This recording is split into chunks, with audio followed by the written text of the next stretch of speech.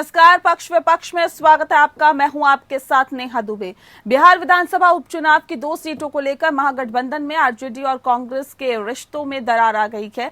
दोनों ने एक दूसरे के खिलाफ चुनाव मैदान में अपने अपने प्रत्याशी उतारने की घोषणा कर दी है। आरजेडी ने अपने प्रत्याशी कुशेश्वर स्थान से गणेश भारती और तारापुर से अरुण कुमार शाह के नाम की घोषणा भी कर दी है। आरजेडी का दावा है कि ये फैसला कांग्रेस आलाकमान से बातचीत के बाद किया गया है, लेकिन बिहार में कांग्रेस ने अपना भी उम्मीदवार खड़ा करने का ऐलान कर दिया है। सवाल यह है कि आखिर विधानसभा उपचुनाव में आरजेडी ने कांग्रेस की सीट की मांग को क्यों दरकिनार किया। बिहार में आरजेडी और कांग्रेस महागठबंधन के आधार है और ऐसे में लेकिन दोनों की दोस्ती में अब कन्हैया कुमार के कारण खटास भी आ गई है।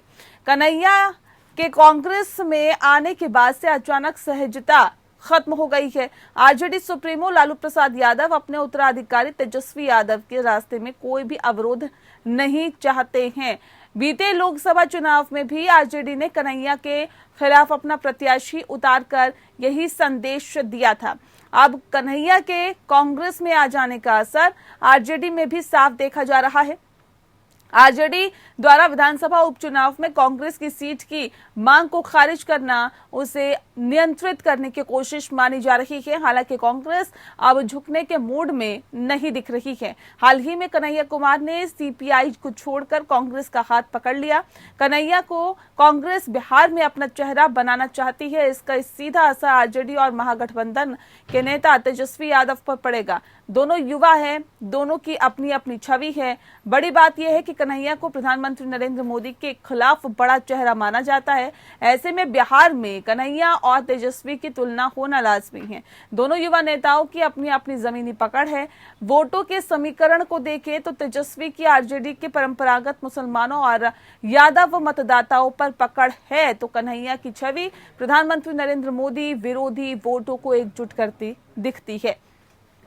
उनकी मुसलमान वोटों पर अच्छी पकड़ है। ऐसे में कन्हैया बिहार में आरजेडी के मुसलमान वोटों के साथ साथ पीएम विरोधी वोटों में भी सेंध लगाते हुए दिखाई दे रहे हैं। ऐसे में आरजेडी असहज दिखाई दे रही है। आरजेडी अध्यक्ष लालू प्रसाद यादव नहीं चाहते हैं कि बिहार कांग्रेस में तेजस्वी के मुकाबले का कोई भी युवा नेता सामने आए। ऐसे में आश्चर्य नहीं कि कन्हैया के कांग्रेस में आते ही आरजेडी नेताओं के सुर भी बदल गए हैं। तेजस्वी और कन्हैया के रिश्तों की बात करें तो दोनों शायद ही कभी एक साथ किसी मंच पर दिखे हों। हालांकि दोनों ने एक दूसरे के खिलाफ कुछ नहीं बोला है। अब सवाल ये है कि आगे क्या होगा। कन्हैया के कांग्रेस में शामिल होने का बिहार में महागठबंधन और आरजेडी और राज्य की राजनीति पर क्या असर पड़ेगा।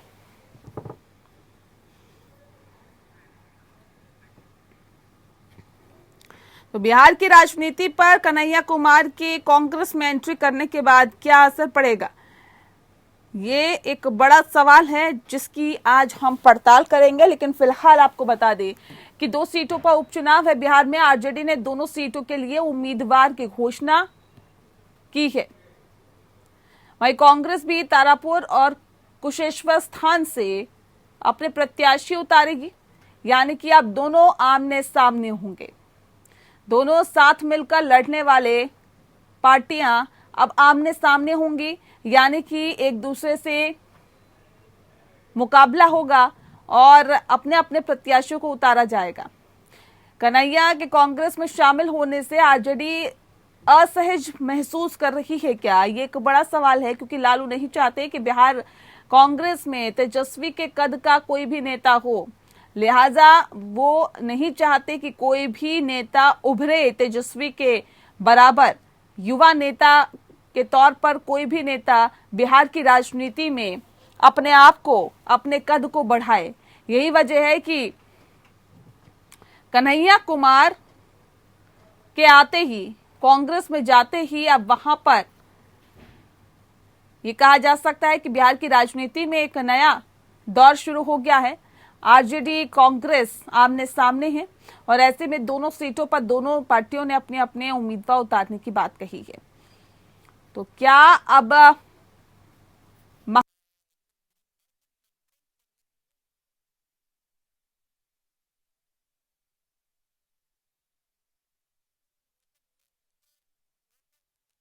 और चलिए आज इस विषय पे हम तफसील से चर्चा करेंगे। हमारे साथ खास मेहमान मौजूद हैं, उनसे आपका परिचय करा देते हैं। ज्ञान रंजन जी इस वक्त हमारे साथ हैं, स्पोक पर्सन है कांग्रेस बिहार के। साथ ही हमारे साथ अभिषेक कुमार यादव जी जुड़ गए हैं, जो कि स्पोक पर्सन है आरजेडी के। और इस बीच हमारे साथ अफजल अब्बास जी जुड़े हैं, लीडर है जेडीयू के। आप सभी का बहुत स्वागत है। सबसे पहला सवाल मेरा ज्ञान रंजन जी आपसे है। सर, सवाल इस बात को लेकर, क्या गठबंधन में, महागठबंधन में अब ये दरार आ गई है क्या? 2 सीटों पर उपचुनाव होने हैं, आरजेडी भी अपने प्रत्याशी उतार रही है, कांग्रेस भी अपनी प्रत्याशी उतार रही है। ये कैसा महागठबंधन है?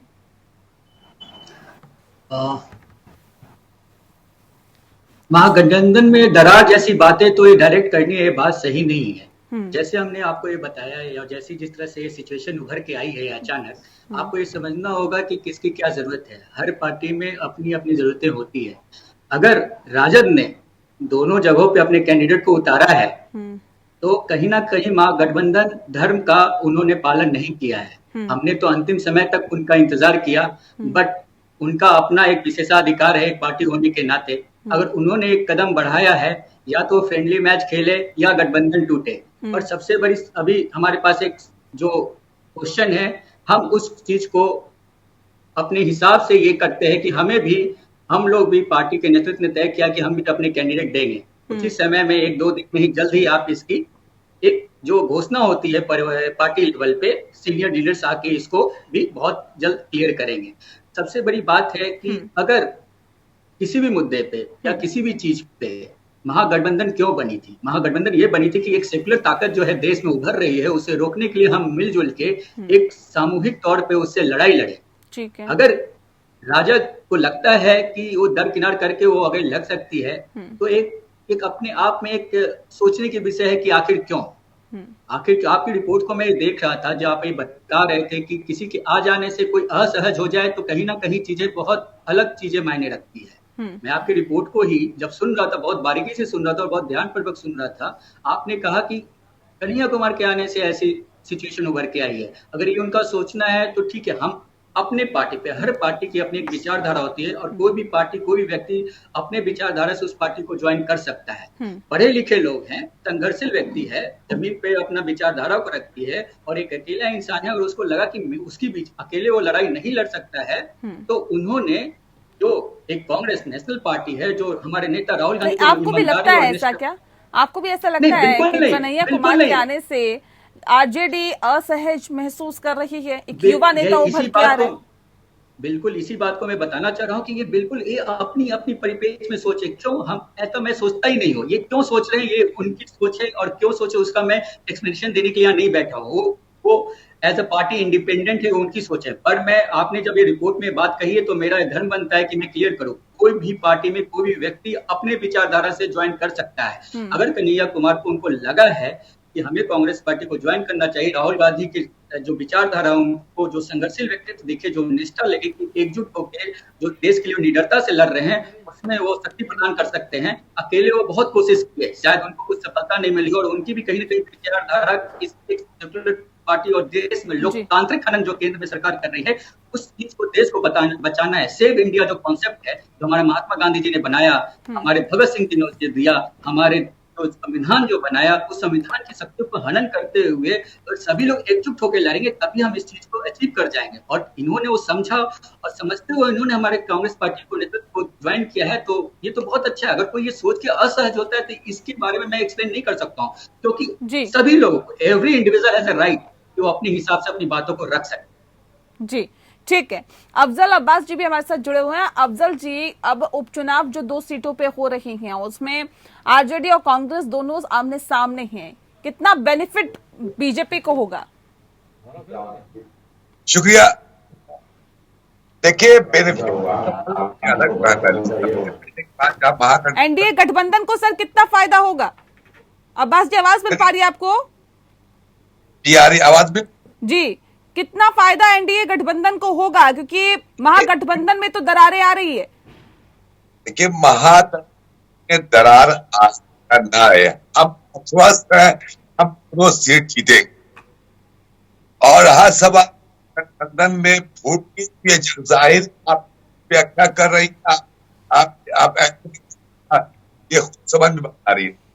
जब ये दो समझौता नहीं कर सकते आपस में, तो फिर ये ग्रुप का कहां से है। मेरा ये मानना है कि हमें फायदा काफी हम पे अपने नेता नीतीश कुमार के बिहार चल रहा है, इम्पैक्ट है। अफजल जी माफ कीजिएगा, आपकी आवाज हम तक ठीक से नहीं पहुंच पा रही। एक बार फिर से आपसे कनेक्ट करने की हम कोशिश करते हैं, क्योंकि बहुत महत्वपूर्ण विषय है और जिस विषय को लेकर हम आपके सामने हाजिर हुए हैं, बिहार की राजनीति में आखिर ये क्या हो रहा है। क्या वाकई बिहार की राजनीति में अब महागठबंधन में दरार आ गई? कि अभिषेक कुमार यादव जी भी हमारे साथ जुड़े हुए हैं, उनका भी रुख करेंगे। अभिषेक जी, क्या वाकई अब आरजेडी जो है वो महागठबंधन के जो नियम कायदे हैं उसका पालन नहीं कर रही है, ऐसा कहना है कांग्रेस पार्टी का? ज्ञान रंजन जी ये बिल्कुल आरोप लगा रहे हैं कि जो आरजेडी है वो उन पैमानों पर खरी नहीं उतर रही जो महागठबंधन के एक नियम थे।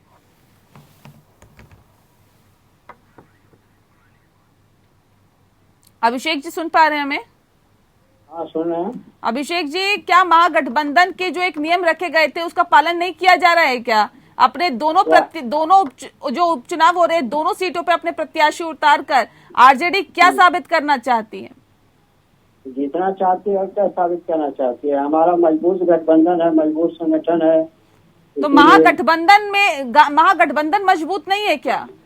नहीं, गठबंधन मजबूत है, सब कुछ है, सबसे बात करके ही उतारा गया। मैडम, आप लोग ऐसे न्यूज चला रहे। तो ज्ञान रंजन जी कह रहे हैं, हमारे साथ कांग्रेस के प्रवक्ता मौजूद हैं, वो कह रहे हैं कि जो एक पैमाना है उस पर खरे नहीं उतर रही आरजेडी, यही वजह है कि दोनों ही सीटों पर अपने प्रत्याशी उतार दिए। ना, ऐसा नहीं है, इनको फिर ज्ञात नहीं है। इनके नेताओं से, इस नेताओं से बातचीत करने के बाद उतारा गया है। ज्ञान रंजन जी क्या कहेंगे? जगतानंद जी बात कर चुके हैं सबसे, तभी उतारा है। अगर ऐसी कोई बात होती, नेहा दुबे जी, मैं ये बात कहना चाहता, अगर ऐसी कोई बातें होती, बात हुई रहती तो एक साझा कॉन्फ्रेंस होता, उसमें कांग्रेस पार्टी अगर नहीं है, ना कहीं इस बात को बोला जा रहा है, तथ्य है नहीं। और मुझे बहुत दुख हो रहा है, बहुत अफसोस के साथ ये कहना पड़ रहा है कि आज का ये जो मुद्दा होना चाहिए था, आज ये मुद्दा ये नहीं होना चाहिए था कि कौन कहां कैसे लड़ेगी। देश में इतने ज्वलंत मुद्दा है, लखीमपुर खीरी जैसे 9 लोगों की वहां पे जैसे निशान सत्या कर देंगे, अगर उस पर डिबेट होता तो ज्यादा अच्छा होता। ये हमें दिखाने की जरूरत है, समझने की जरूरत है और समझाने की जरूरत है। रही बात, अगर उपचुनाव होना है, अगर महागठबंधन की तरफ से राजद ने पहल की है कि उन्होंने 2 कैंडिडेट दिया है, तो ठीक है, फ्रेंडली मैच ही कर ले, लेकिन एक साझा करते तो देखते हैं ना क्या करता। और हमें ये आपको बताना चाह रहा हूं मैं कि हम इस मुद्दे पे खड़े, अगर उन्होंने हमें मौका दिया है, वो करते हैं तो ठीक है। अभिषेक जी सुन रहे हैं आप? ज्ञान रंजन जी का कहना है कि हम भी प्रत्याशी उतारेंगे, मौका हमें मिला है। नहीं, इनको गलत है। अभी ज्ञान रंजन जी किस पोस्ट पे है मुझे आइडिया नहीं है। प्रवक्ता है बिहार कांग्रेस के, आपकी पोस्ट पे है। देखिए, बिल्कुल अब मुझे ये समझ में नहीं आ रहा है कि जो आरजेडी के प्रवक्ता है ये इस तरह से क्यों बोल रहे हैं कि उनको पता है या नहीं है। अगर ऐसी बात है तो मैं पहले भी कहा हूं और अभी भी कह रहा हूं कि हर पार्टी में अपनी अपनी राइट्स है। अगर राजद ने डिसीजन लिया है तो हम भी अपने बुलंद तरीके से अपने कैंडिडेट उतारेंगे और बुलंद तरीके से लड़ेंगे।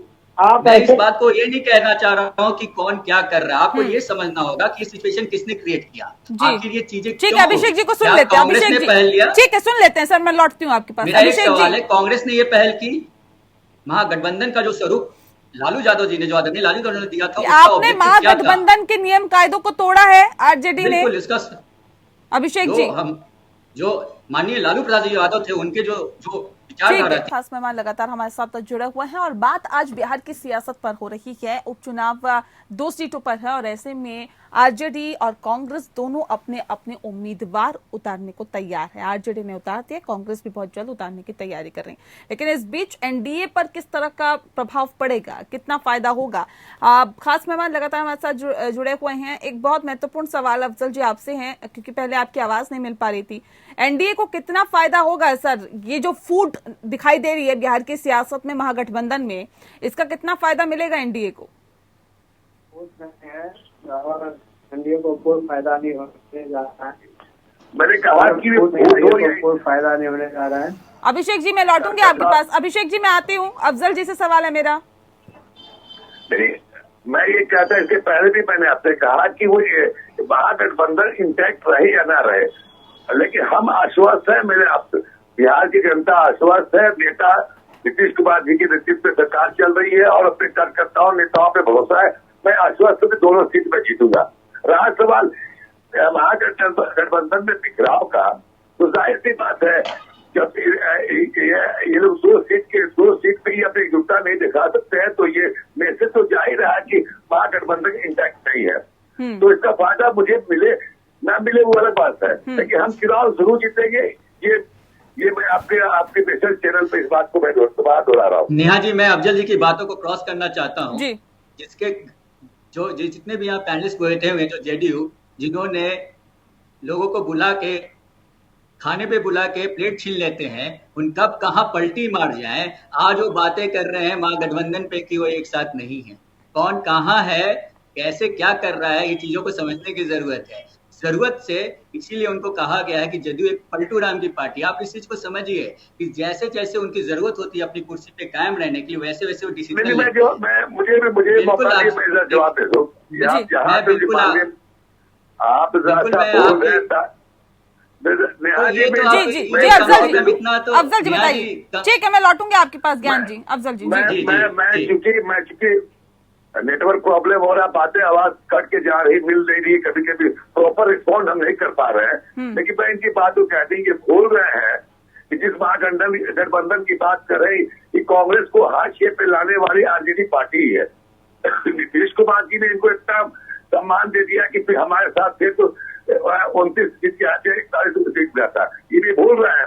तो मुझे किसी पे कमेंट नहीं करना है, लेकिन सवाल है कि जो दूसरे जिसके घर शीशे के होते हैं, दूसरे जी, मैं यहाँ पे कमेंट करना चाहता हूँ। माननीय लालू यादव जी ने कांग्रेस, राजद और जदयू को मिला के महागठबंधन का स्वरूप दिया था, पर कुर्सी को बचाने के लिए इसने पलटी मारा। एक एक करके देखिए, ऐसे नहीं। ठीक है अफजल जी, पूरी बात करिए अपनी। मैं कह रहा हूँ ये आगाज है, ये अभी तो आगाज है महागठबंधन में फूट का। आगे इब्तदा स्टेज होता है क्या, आगे देखिए होता है क्या, अभी थोड़ा सा और सब करने के देखिए जाए। ठीक है, आपस में इनकी जुटा है। ठीक है अफजल जी, बने रहिए हमारे साथ। अभिषेक जी, क्या वाकई इस फूट की वजह कन्हैया कुमार का कांग्रेस में शामिल होना है क्या? अभिषेक जी। नहीं, हमें कोई सही है न कोई फूट है, ये वाहम है। ये वहाँ के लोकल नेताओं 2-4 लोग हैं जो